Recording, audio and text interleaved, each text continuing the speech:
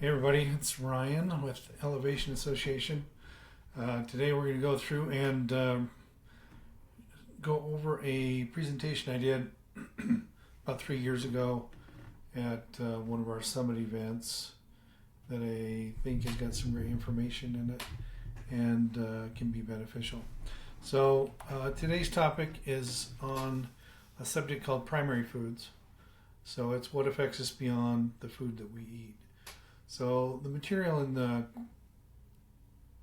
slideshow today comes from one of the main concepts taught at the Institute of Integrative Nutrition. So I spent 2 years studying at the Institute for Integrative Nutrition back in 2015 through 2017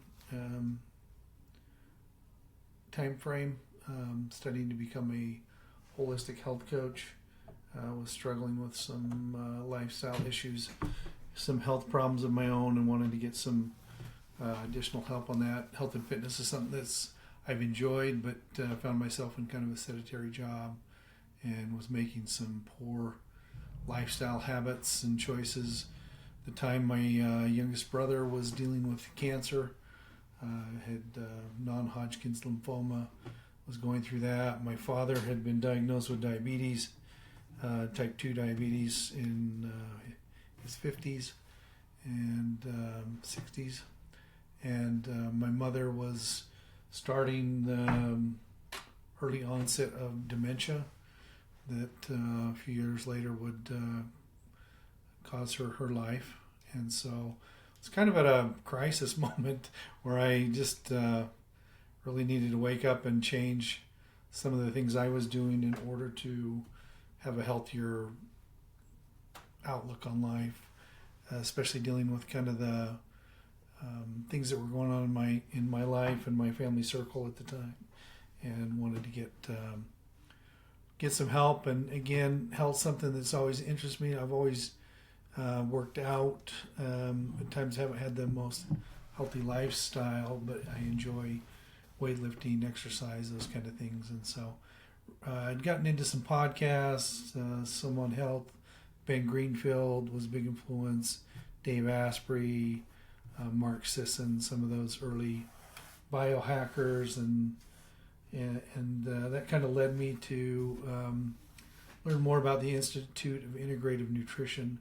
I listened to a couple of health coaches that had gone through the program there, and became interested in learning more. And again, I enjoyed the intellectual side, the science side of nutrition and health, and being able to measure and quantify data with the human body. So it kind of tied into my skill set as like being able to analyze and see patterns and those kind of things. So really interested me.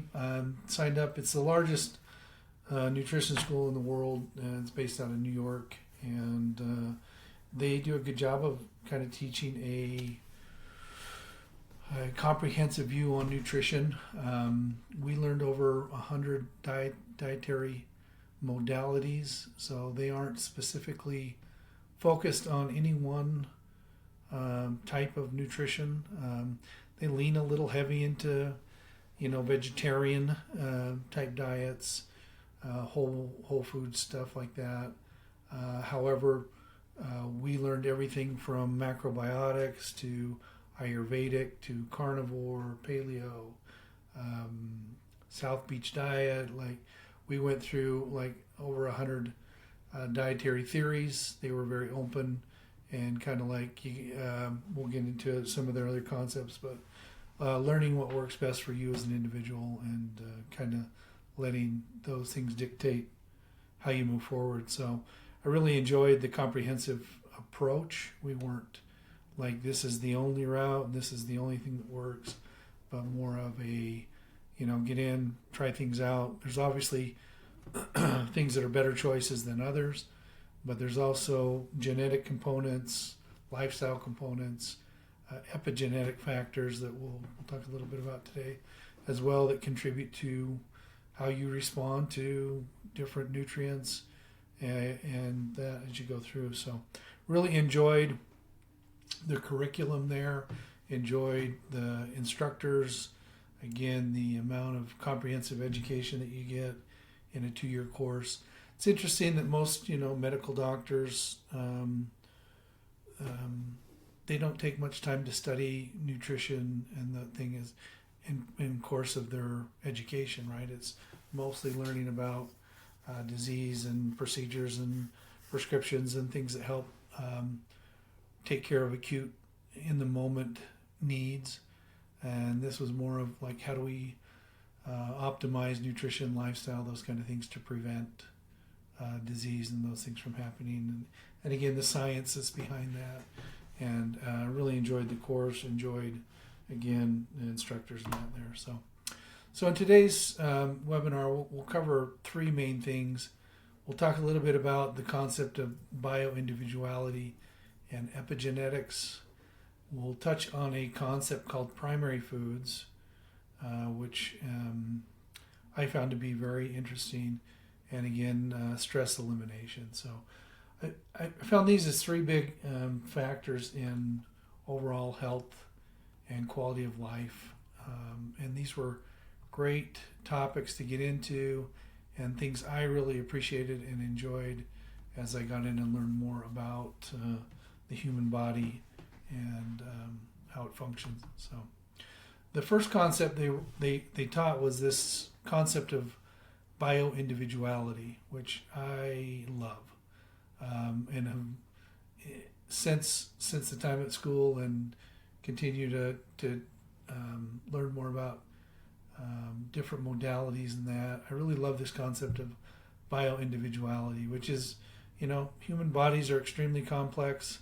What is optimal for one person will always be unique, nuanced, and contextual based on ancestry, activity levels, stress levels, and lifestyle. There's no one size fits all diet for everyone. Now, there's certainly, things to consider. Calories matter, types of foods matter, glycemic index matters. Like, all of these things are a component of the overall health. But again, you find that nutrition almost becomes like religion, where people get very focused on what worked for them or what they're doing, and they try to project that onto everyone, that everyone needs to be vegan, or everyone needs to be vegetarian, or everyone needs to be a carnivore, or everyone needs to go keto. And you find these camps within the nutrition world of like, I'm keto, I'm a carnivore, I'm vegetarian. And so and then they feel like that is the only thing that works for everyone. And it's interesting because, some people's diets for one individual can be almost poisonous for another, depending on, again, genetic factors, epigenetic factors, and all these things that compile the complexity of the individual. So I love this approach that we're all unique snowflakes, right? That we are all individually different than everyone else, and you are your best physician. Like, what works best for you through the way how you feel, how you act, how you look, are good markers for like, are the things I'm doing working well for me or not? And again, learning how to make choices and decisions based on what works best for you as an individual. So I love this concept. The next factor was what's known as epigenetics. And this is kind of interesting now that, it's been almost 10 years since we learned some of these concepts. And the science behind epigenetics is becoming much more mainstream now and much more studied, and there's a lot more information on the effects of what's known as epigenetics. So epigenetics are environmental things that can trigger our gene expression to turn on or off. So basically, the genetic component you're born with, but some genes lay dormant and are not expressed until some kind of a environmental factor can cause some of those things to kind of be activated and cause problems within the body. So epigenetics is this effect of like the environment, and there's a good list here of like what are some epigenetic factors that we are exposed to that have an effect on how our body reacts, how our genes are expressed. And some of these are like psychological state, social interactions, emotions, the chemicals that get released there, alternative medicines, things that you ingest, medication, therapeutic drugs, your gut microbiome, and how the chemicals and things that are produced there can have an effect on your body. Exercise, again, is a epigenetic factor that can cause hormetic responses within the body. Financial status, stress, drug abuse, chemicals, toxins, disease exposure, seasonal correlations, your diet. These are all things that have an effect on your genetic expression. And these are what are known as epigenetic factors, right? It's what's going on around you and inside you that can cause these gene expressions to turn on or off in good ways or in bad ways. So it's just being aware of those things. So if you're diagnosed with certain genetic components, it doesn't necessarily mean that genetic factor will be expressed. And watching your epigenetic exposures can help to reduce bad genes getting turned on and good genes getting shut down. So super important is lifestyle, right? Is the overall message here is that your lifestyle, the foods you eat, your stress levels, the things you expose yourself to, the toxins, exercise, all of these lifestyle factors,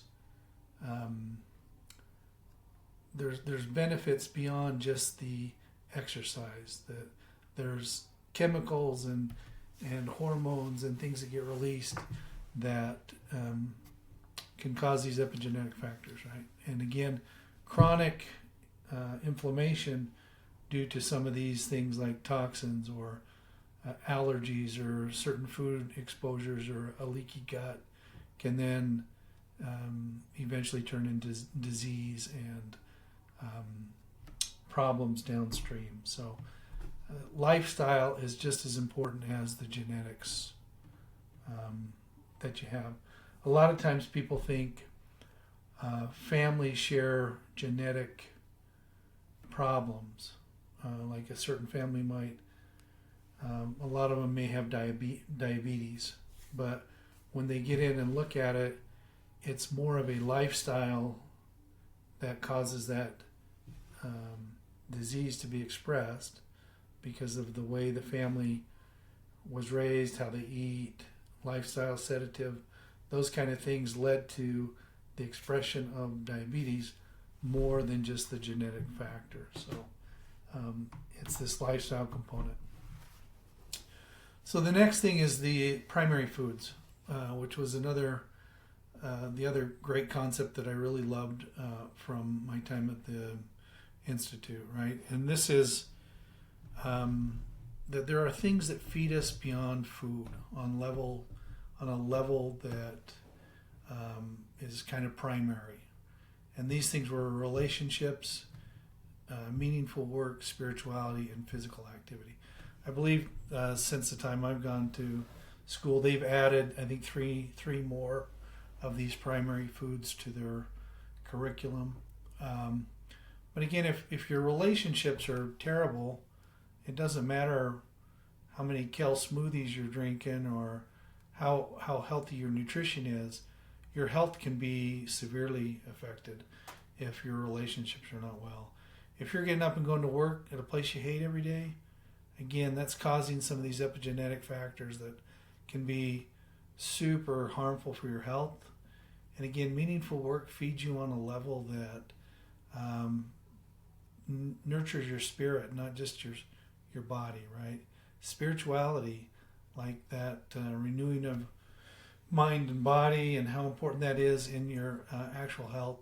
And again, physical activity, getting out, getting some movement of some kind, enjoying the great outdoors, fresh air, fresh water, sunlight, those kind of things, super critical to, again, optimizing your health. So we'll delve into each of these primary foods just a little bit as we move forward. So relationships, super important. This is my crew. My wife Analia, our daughters Janelle, her husband Ben, and our little one Reese, she's now 5, and our youngest daughter Amanda. So relationships are super important. And we'll just go through the why and then maybe the how on these relationships. So why are relationships important? Practical help. They provide social support. They allow you to feel valued, help you to become your ideal self.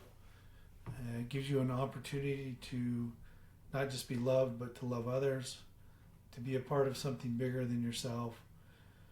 Relationships, when they're going well, can reduce stress, can add to your longevity and your fun and fulfillment in life. So having people in your life that you love to be around, makes life worth living.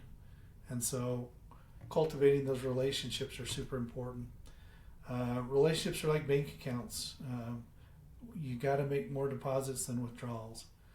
If you're constantly making withdrawals in your emotional bank accounts with your friends and family, pretty soon you're overdrawn and people don't want to be around you. So it's important to, again, make deposits in people's bank accounts. Text, call, message someone every day, express appreciation, love, admiration, respect, or gratitude. Communicate, ask for what you need. Try not to hold in resentment, anger, fear. Talk about what's working in a relationship.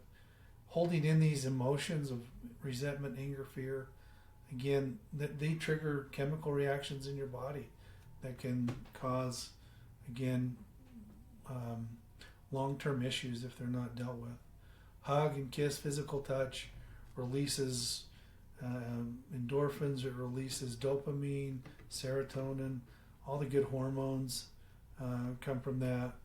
And again, practicing the golden rule, treat others the way you like to be treated, right? So relationships are super important and make life worth living. Meaningful work. So it's a picture of my 2 compadres, El Guapo and El Jefe. They are fantastic human beings. Love working with them. Love being a part of what we got going on at EA and the Dental Legacy Foundation. And again, providing meaningful work. I love working with dentists. They are among the world's best human beings. They have big hearts. I think most of them are dentists because they're healers. They love to help people on a very basic level. Some of them get paid very well to do it because of their skill set, but I think most of them deep down in their hearts are service-oriented people, love getting people out of pain, love making people smile. And so again, being in dentistry and again with these amazing guys that I get to show up to work with every day is makes life good and fun and enjoy working with them. So again, why meaningful work? Many people spend days, weeks, months, years, even decades in careers that are diametrically opposed to who they are as spiritual beings. It's incredibly important to find alignment in your career, spirituality, health, and relationships so you can live your purpose and be happy. You spend more time at work than you do at home. So it's important that you're engaged in meaningful work that brings you joy, satisfaction, love. Again, don't wait for happiness to be thrust upon you. Seek it out in learning and in service. Love that quote. How can you do this? Be being intentional. Define your purpose. Write down a single statement that you can memorize. This is why I work.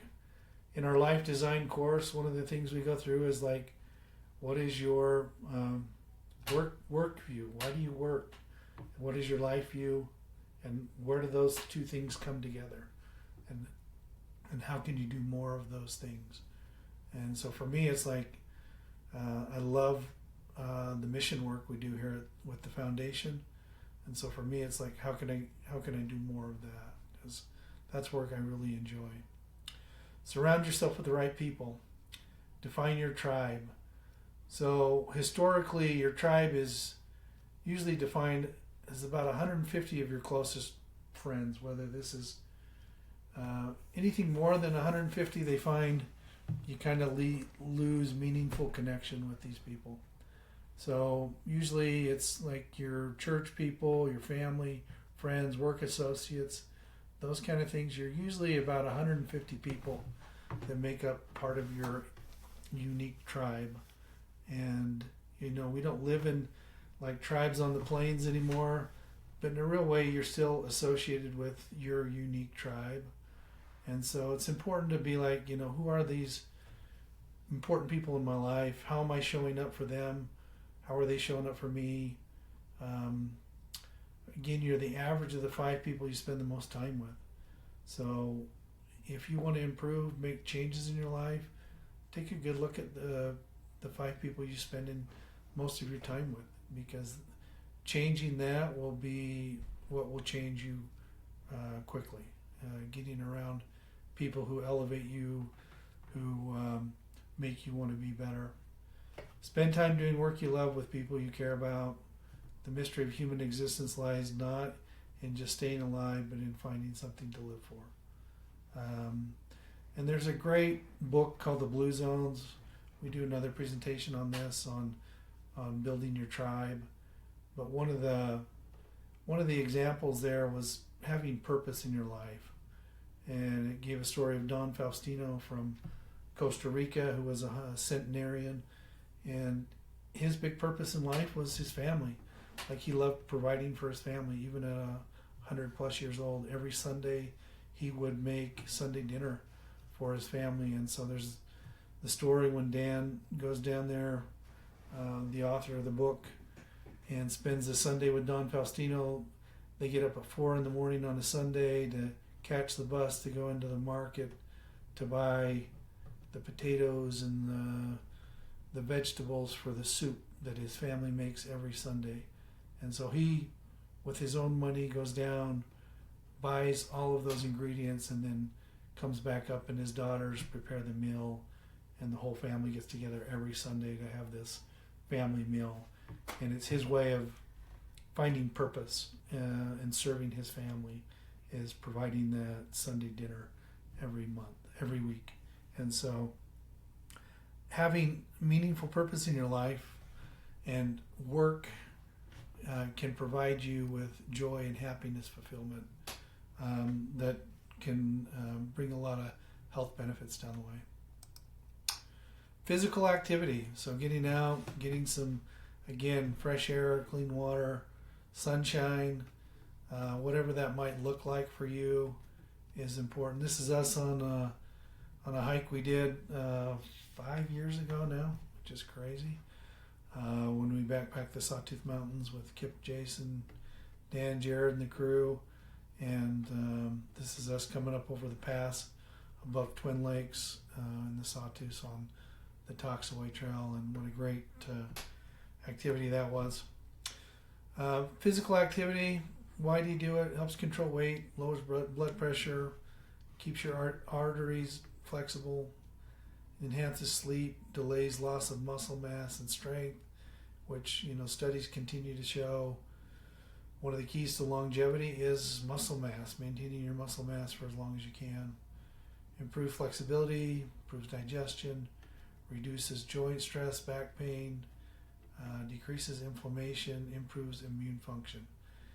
If there was a pill that brought all of the benefits of exercise, it would be the most used pill in the world. Like, there is no pill or anything that can provide the benefit that exercise does. And just getting out and doing those things, there's nothing else that comes close to providing the benefit of exercise. No drug, no protocol, no nothing that is as beneficial as physical activity. So getting out and do that.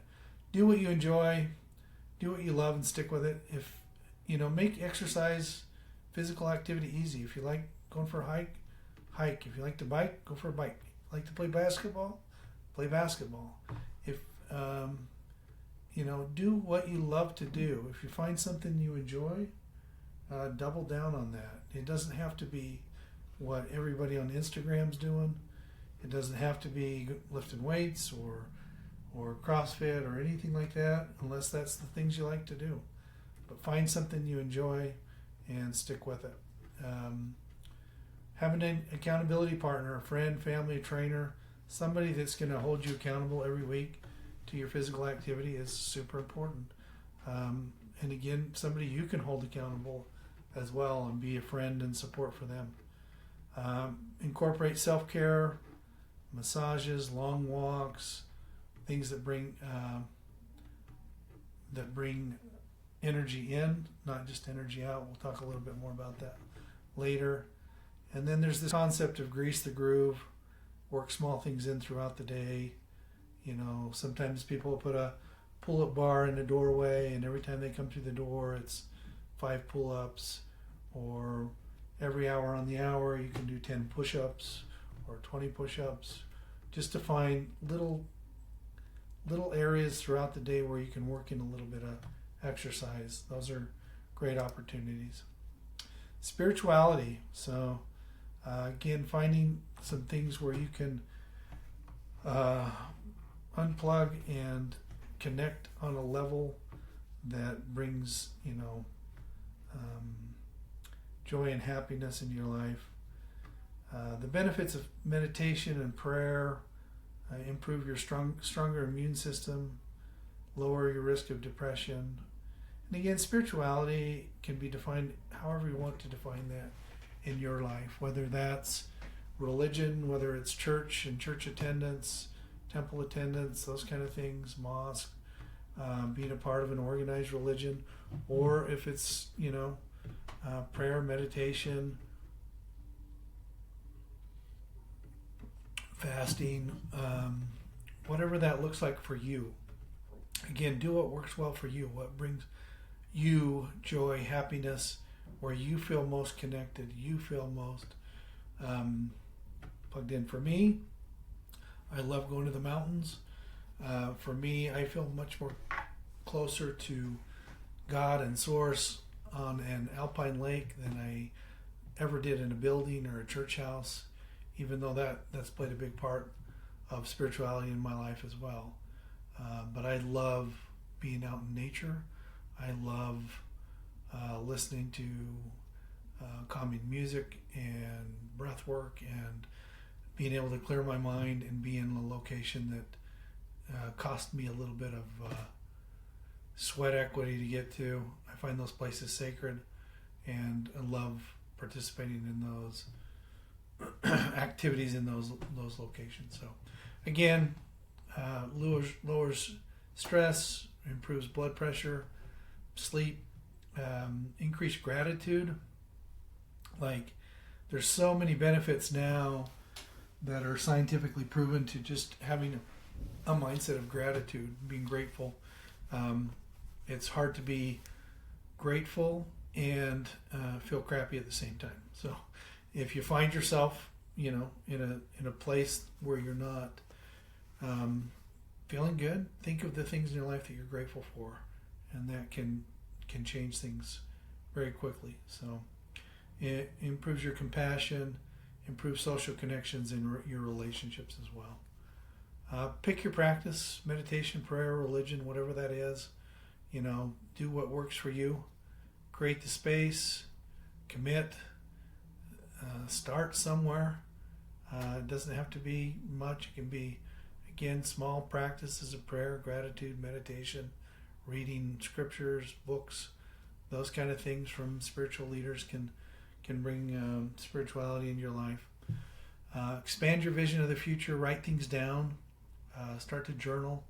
Define what the future looks like.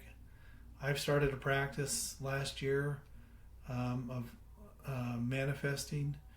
So instead of writing in my journal of things I did today, I write as if I'm in the future and those things are already accomplished. So I'm so grateful for, a fantastic month this month, or a year, a week, that I was able to accomplish this, and the other. Grateful for my relationships and how they look, and write those as if they have already happened as opposed to what I'm doing today. And that's been fantastic. Create the feelings before the experience. So Dr. Joe Dispenza has got some fantastic books and on becoming superhuman that talk about this ability to manifest and also to create things mentally and in your mind and heart before they actually happen. So again, law of attraction, those kind of things. But there's some great books out there, great teachers on these subjects. And again, incorporating that spirituality into your daily life feeds you on a level that is beyond food. I just want to take a little bit of time, now that we've gone through the primary foods, to focus on stress reduction, eliminating stress. Stress is one of these epigenetic factors. It's probably one of the biggest ones, because a lot of the lifestyle issues, whether it's food or environmental toxins or whatever, poor relationships, and that can cause stress in your life. Stress causes hormone releases, proteins in your body that can be elevated, and if kept at chronic levels can cause chronic inflammation and again lead to all sorts of downstream chronic disease and those kind of things. So controlling stress, eliminating stress is a huge factor in this. In fact, most of the primary foods, when done right, I would say help eliminate a lot of the stress in your life. And there's just a few other practical ways of reducing stress that I just wanted to talk to in a little bit more depth. And they're grounding to nature, working in versus working out, breath work, gratitude, and supplements and food. So first one is grounding to nature.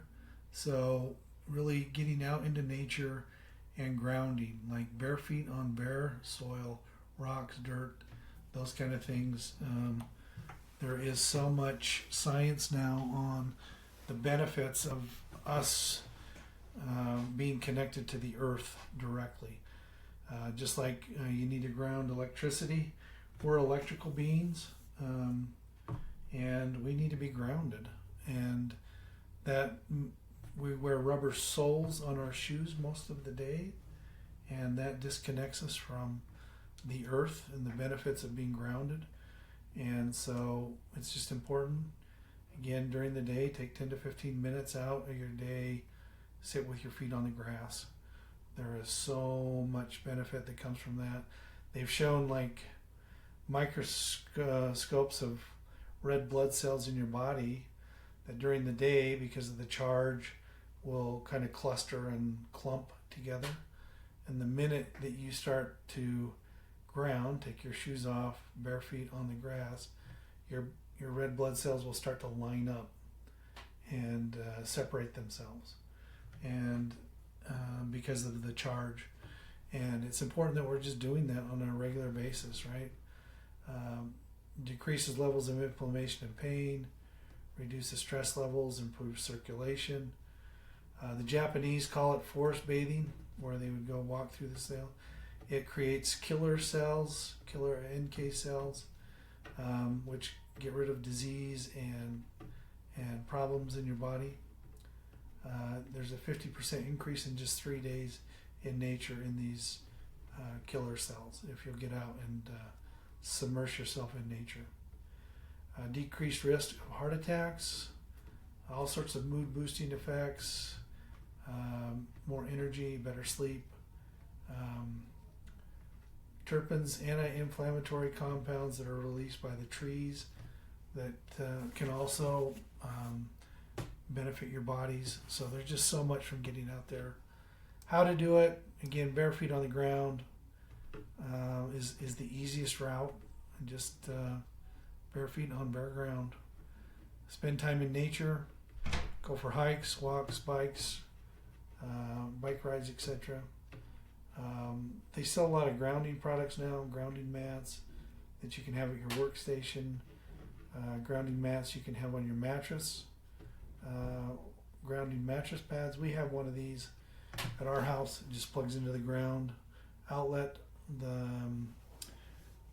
in the electrical box, and then runs these wires through your bed, so even when you're in bed you're grounded. Putting your hands in water, like lakes, streams, rivers, those kind of things. Cold water immersion, again, getting into rivers, lakes, streams, putting your body in the nature streams, which is great. And then there's the 5, 4, 3, 2, 1 grounding technique. Again, 5 things I can see, 4 things I can feel, 3 things I can hear, 2 things I can smell, and 1 thing I can taste. So when you're out in nature, playing the 5, 4, 3, 2, 1 game can be fun. Again, just using your senses and getting out in nature. Finding balance, working in and working out. This was another great concept that I enjoyed at the Institute. They talked a lot about working in versus working out. And a common workout thing is like lifting weights or pushing hard in the gym, CrossFit, where you're expending a lot of energy, tearing the body down, and then the body rebuilds itself stronger than it was before, which is a great way of improving your body. And then there was other exercises like yoga, Tai Chi, meditation, Pilates, that were not requiring tons of energy out, but were more of bringing energy into the body. And so these were important to find kind of a balance between the yin and the yang, the energy in versus the energy out. So again, making sure your cup is full so that you can give to others, those kind of things. And again, looking for modalities in your life where you can bring energy into your body and not just always be draining yourself all the time. So why is this important? It's less stress, improves your mental health, better physical health, improves your ability to be present, improves your relationships, can improve work performance, creative thinking, productivity, can bring you happiness and fulfillment, higher levels of success. And what does this look like? Finding activities that bring energy in, leisurely walking, massage or yoga, meditation, foam rolling, stretching, core work, play, sleep. These are all things that bring energy in. Occasionally you have to go conquer the village, right? Strength training and flexibility. Like, those things are important. So again, finding a good balance between working out, working in, and bringing energy into your body and not just always taking it out. Breath work. Love breath work. So this is something that we've learned a lot of over the last little bit. If anybody's studied like the Iceman, Wim Hof, he's got some great stuff on breath work and breathing, cold water immersion. He's done some fantastic work that they've scientifically proven because of his ability to tap into his breath work. And he's been able to change his physiology. And in your body, you have a few autonomic systems. Like your heart just beats, right? You don't have to think about it. You just breathe, you don't think about it. Your nervous system just acts, you don't have to worry about it. But the breath work is the one area, or your breathing, where there's an autonomic system that you can go in and manipulate, that you can go in and change by breathing patterns. And so it allows you to tap into this kind of autonomic nervous system and have some really cool effects on stress, hormones, proteins, oxygen, all sorts of benefits in the body. And so they're finding more and more benefits through breath work, which is, I think, fantastic. And again, allows you to kind of tap into your own pharmaceutical of chemicals, dopamine, serotonin, all sorts of great things. Your body has two nervous states of your nervous system, your sympathetic and parasympathetic. Sympathetics like your fight or flight response, and parasympathetics like your restore and renew. And breath work allows you to leave fight or flight and to enter into rest and restore just by breath work. And box breathing is one of them we'll get into a little bit. But again, controlling that autonomic response, you can actually shift your body from fight or flight and all the chemicals and hormones that are being released there into this rest and restore mode, where your body then releases like hormones and chemicals and proteins that then help your body to recover. So it's fascinating, I think, for me, but it's also a very simple way of like kind of taking control of your health and your nervous system. Again, why? It's the gateway to the autonomic nervous system. Decreases stress, increases calmness. It can relieve pain, stimulate the lymphatic system, help to detoxify the body, improves immunity, increases energy, lowers blood pressure, improves digestion, helps support correct posture, and manage chronic pain. How are some ways you can do it? Box breathing. Box breathing is just really simple. It's you inhale for 4, you exhale for 4, or you hold for 4, exhale for 4, stay empty for 4. So again, inhale, hold, exhale, and then hold that again. And that's the 4 points of box breathing. Inhale for 4, hold for 4, exhale for 4, stay empty for 4, and then repeat.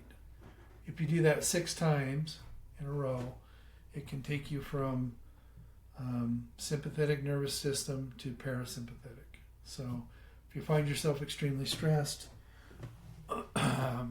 just doing 6 of those box breathing routines can flip that switch. It doesn't take that long. There's some great apps out there, like again, Wim Hof has got some that take you through breath routines and can improve that. Again, close your eyes, breathe through your nose while counting to 4 slowly. Hold your breath inside while counting slowly to 4.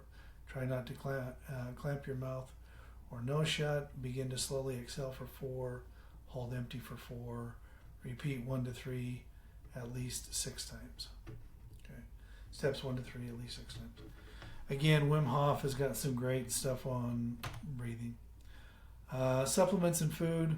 Just want to take a little bit of time. I'm a supplement geek, and food, I love talking about that. This is us at an alpine lake, catching dinner while we're up there hiking, enjoying the mountains. And then again, the beard was a little darker back in the day. So just take some good reminders on food and supplements. Local, fresh foods are always kind of the best. Something that's locally grown in your area, something that hasn't traveled days or weeks or months to get to you, something that hasn't had to have a lot of chemicals or preservatives added to it to to make it to your grocery store is super critical. We live in a pretty unique time and space to where you can get pretty much any kind of food from anywhere around the world at your local supermarket. So it's just important to, again, remember how long that's been transported, what ingredients are in there, chemicals, preservatives, those kind of things. Again, local, fresh meats, vegetables, fruits. If you grow it in your own garden, farm, ranch, or from a farmer's market, those are great places to get foods. And in season, again, we live in a place where you can get, pineapples in the middle of winter, those kind of things, which, again, you can source some of those very healthily and good. I'm not downplaying those, but again, just recognize when something's grown out of season for where you live, it's probably traveled a long way. This kind of thing. Whole foods, again, if it had a name or if it has a face or a mother, was one of the things they talked to us about. And again, whole foods, again, if it's one ingredient, one food, a vegetable, a fruit, a meat, usually found in the outskirts of a grocery store, not down the aisles. Once you're going down the aisles, all the boxes, cans and stuff, bags of food are usually not whole foods. Whole foods you'll find at the meat counter, you'll find them at the produce department, the dairy counters, those kind of things. So again, the outskirts of the grocery store are usually the whole foods, and then the processed foods are usually what you find down the aisles. Again, just look at the ingredients, nutrition labels. Quality meats, grass-fed versus grain-fed. Again, there's a ton of evidence, even more so on the quality of grass-fed versus grain-fed animals. When animals are fed their original diets, that the meat that they produce is much more healthy. So if the animal lived a healthy life, and you're going to take that energy, that life source, and eat it, it's going to be more beneficial than an animal that was not eating its natural diet, not living in its natural environment. An animal that's been exposed to toxins and stress and all these other things that we've just talked about is not going to be as nutrient dense as one that's lived an ideal life. And so being aware of those things is important. The types of fat, a grass-fed cow, for example, produces a lot of omega-3, whereas a grain-fed cow produces a lot of omega-6 fat. And omega-6 fat is inflammatory to the human body. Omega-3s are anti-inflammatory. So that's just one example of why it's important to eat quality grass-fed meat versus grain-fed. Fresh caught not farmed fish, same thing there. A fish that's eating its natural diet, fighting up a stream, those kind of things is much more nutritionally dense than farmed fish that are fed pellets and stuff that came out of a factory. Same thing with pastured chicken and eggs. The quality of the eggs and chicken, you can see in an egg usually the nutrients by the color of the yolk. If you ever want to do an experiment, get a pastured egg versus a non-pastured egg. Eggs, there's like 7 or 8 categories for eggs, but pasture raised is always the highest quality. So, and if you'll buy some and check, they're usually much more expensive, but again, what you're putting in your body matters. Lots of low starchy vegetables, again, not high on the glycemic area. Veggies are fantastic. Healthy fats, water, spring water, structured water are again ideal over tap water, especially if you're living in big cities or areas where the water quality might not be the best. Some important supplements. Again, this is a list from a few years back. I'd probably add a few more to this. I love supplements. Most people are very deficient in a lot of nutrients. You can do genetic testing and nutritional testing now and get a pretty good profile of where you're doing well and where you're lacking. And if you're, magnesium deficient or vitamin D deficient, you can then have custom protocols for these now. There's tons of new science coming out in the supplement field. Some of the beneficial ones, melatonin, can kind of help with sleep, which is a super important part of, again, recovering, restoring, letting your lymphatic system work, your glymphatic system work. Magnesium and zinc, or a ZMA, this is one I take every day. Most Americans are extremely deficient in magnesium due to poor soil management in the United States. We've lost a lot of the nutrients out of our soil. So magnesium and zinc, things that ancestors probably got pretty readily available through the soil, we just lack. And so magnesium is required in more than 300 bodily functions every day. And so making sure you have plenty of magnesium is a great idea. Omega fish oil, and what you want to look for here is EPA and DHA, anywhere from 1 to 3 grams a day of EPA and DHA. Again, look at the bottles. A lot of the stuff you'll find in like the supermarkets or mega stores like Costco are not high quality fish oil. They are cheap, and so just remember dosage matters. Like if you're trying to get 1 gram of EPA and DHA and your fish oil is underdosed, you got to take like 12 pills to hit the right amount, whereas if you get a higher quality product, 1 or 2 pills will get you there. B complex. B is very crucial for energy, and so again, most people are very deficient in B's. Theanine is again amino acid that can help us sleep. Phosphatidylserine again is a great one for your nervous system. Ashwagandha is what's called an adaptogenic herb. There's several of these where adaptogens can, if you're stressed, can reduce your stress. If you're not stressed enough, they can kind of help you improve your levels there as well. They're what's called an adaptogen, so they kind of help the body find balance and harmony on certain things. So a lot of mushrooms and different things kind of help with this adaptogenic quality of some of the supplements. Vitamin D3 with K. K helps absorb D3.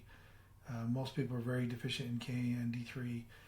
If your ancestry is normally somewhere around the equator, so like Latinos or Africans, African Americans, like a lot of your genetics and skin color come from being at the equator, but then you move farther north into like places like Idaho, where we live, and the amount of sunlight that you guys get is just not adequate for the genetics, right? And so you're going to find yourself very deficient in vitamin D because your body is built to kind of block some of that out because of the genetic factors of living near the equator where there was tons of sunlight, right? So again, as you or your family move farther away from those genetic climates, then your genetic ability to absorb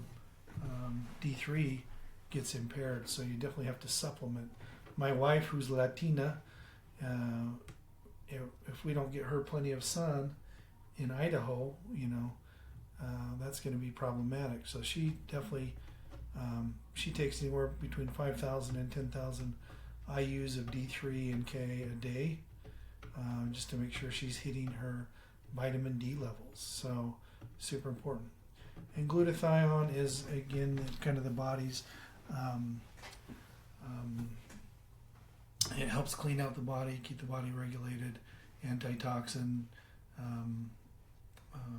supplement. So that's a great one to supplement with. We take, again, reduced glutathione, super beneficial.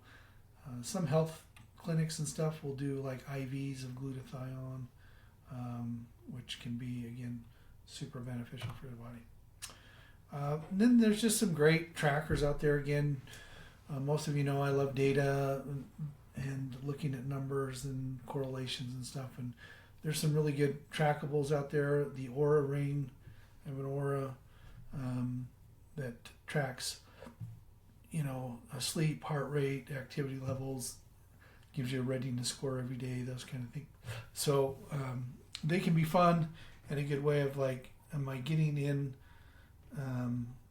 enough physical activity a day? Are my stress levels low? Or is my sleep quality good? So they can be fun, again, to share data and keep each other accountability partners. And there's other things like infrared saunas are fantastic.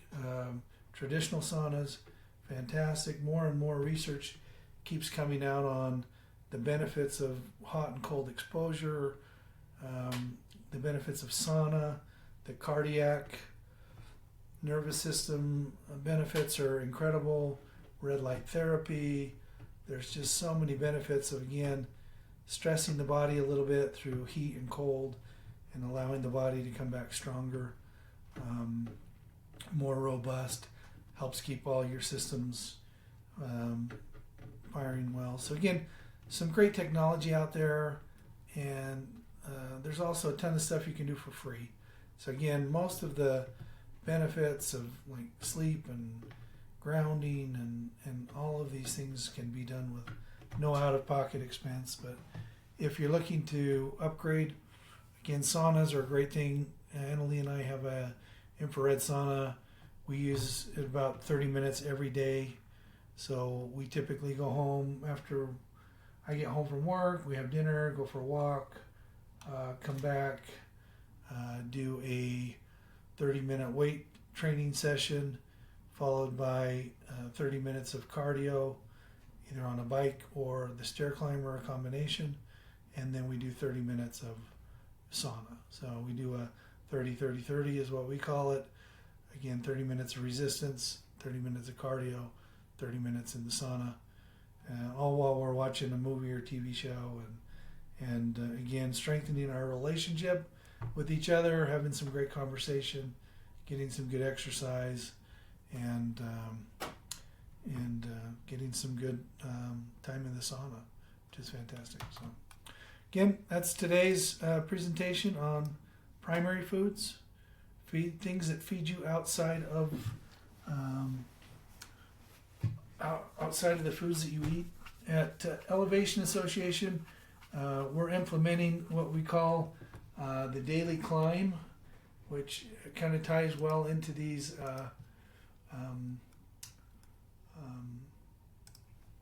primary foods, which has been fun. We just started it this week. So again, the daily climb, CLIMB, and we're using these for kind of similar things to the primary foods. C is clarity, doing something every day that improves your, sharpens your mind. L is for legacy or love. Who did I support today? Elevate today. What kind of a legacy am I leaving behind? I is intention, or again, meaningful work. What was my number one task today? Was I intentional about getting it finished? M is for movement, physical activity. Again, getting out, getting active, whatever that looks like. And B is for belief, or your spirituality. Did I connect with what I believe in? Did it guide me today? Again, am I doing my daily climb? CLIMB.